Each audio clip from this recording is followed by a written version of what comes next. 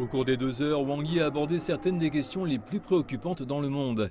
Sur la crise ukrainienne en cours, M. Wang a appelé au calme et à la rationalité, soulignant que les différends doivent être réglés par le dialogue, des négociations et des moyens pacifiques.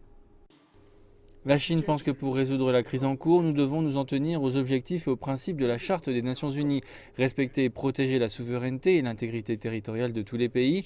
Nous devons adhérer aux principes de sécurité indivisible et tenir compte des préoccupations sécuritaires légitimes des parties impliquées.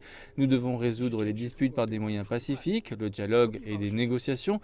Nous devons garder à l'esprit la paix et la stabilité de la région et mettre en place une architecture sécuritaire européenne équilibrée, efficace et durable.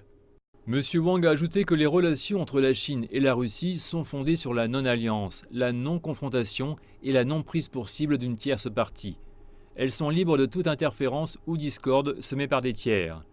La Chine et la Russie maintiendront leur orientation stratégique et continueront à approfondir leur partenariat stratégique global de coordination pour une nouvelle ère. M. Wang a également noté que la Chine et l'Europe sont de forces majeures pour la sauvegarde de la paix mondiale. Le dialogue et la coopération entre la Chine et l'Europe ajouteront de la stabilité à un monde turbulent. Mais il indiquait que certaines forces ne sont toujours pas satisfaites du développement stable de la Chine et de l'Europe et fabriquent la soi-disant menace chinoise, ou même provoquent des sanctions et des confrontations. M. Wang a souhaité que la Chine et l'Europe fassent preuve d'une grande vigilance à cet égard.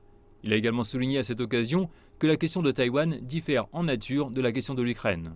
Permettez-moi d'abord de faire des éclaircissements. La question de Taïwan et celle de l'Ukraine sont différentes par nature et ne sont pas du tout comparables. Fondamentalement, Taïwan est une partie intégrante du territoire chinois et la question de Taïwan est entièrement une affaire intérieure de la Chine. La question ukrainienne est apparue en raison de litiges entre deux pays, à savoir la Russie et l'Ukraine. Certains, évoquant le principe de souveraineté à propos de l'Ukraine, n'ont cessé de blâmer la souveraineté et l'intégrité territoriale de la Chine quant à la question de Taïwan.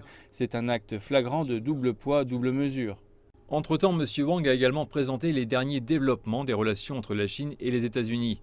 Il a fait remarquer que la concurrence entre les grands pays n'est pas la tendance dominante de l'époque et que le jeu gagnant-perdant n'est pas le bon choix. M. Wang a demandé aux États-Unis de mettre en pratique leurs engagements. Rétrospectivement, la Chine et les États-Unis, dans l'esprit de trouver un terrain d'entente pour la solution aux différends, ont pu remplacer la confrontation par la coopération, et cela en faveur des intérêts des deux peuples, de la paix et de la prospérité du monde. À l'avenir, les deux parties doivent retrouver leur idée de briser la glace et se mettre à un nouveau départ pour remplacer la trichotomie concurrence, coopération et confrontation par les trois principes de respect mutuel, coexistence pacifique et coopération gagnant-gagnant.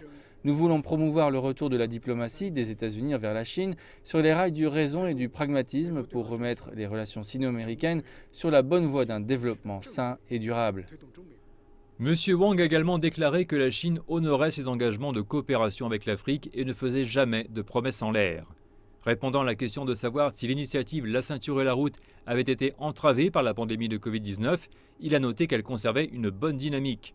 M. Wang a indiqué que depuis le début de l'année dernière, 10 pays supplémentaires avaient signé des accords de coopération dans le cadre de la ceinture et la route, étendant la famille de l'initiative chinoise à 118 membres.